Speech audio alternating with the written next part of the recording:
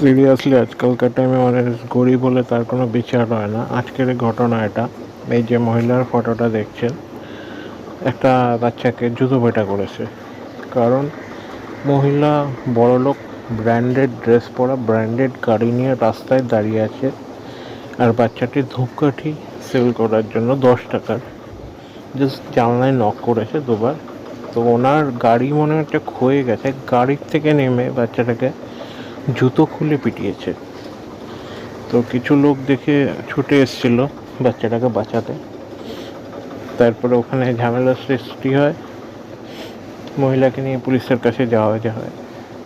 মহিলা just, police যে রকম থার্ড ক্লাস 2 নম্বরই সরে বাচ্চা পুলিশ, পয়সা যাদের আছে তাদের সব মাফ আছে, মনে হয় পয়সা ঘুষ ফুস খাইয়ে দিয়েছে ভেতর থেকে।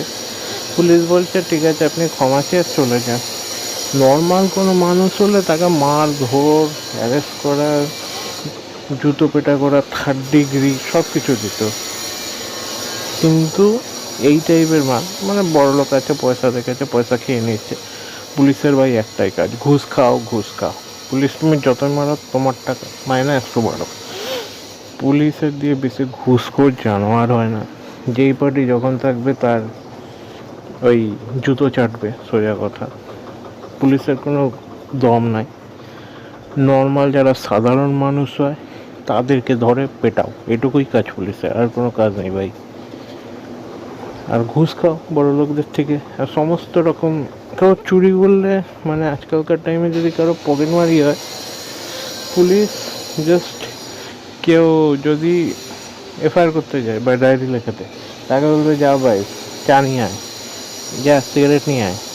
মানে সে নিজেই মনে দোষ করে ফেলেছে, তারপরে নিজেরা গ্যাং বানিয়ে বসে আলোচনা করবে ভাই রাজু চুরি করেছে না শ্যাম চুরি করেছে না রাম চুরি করেছে।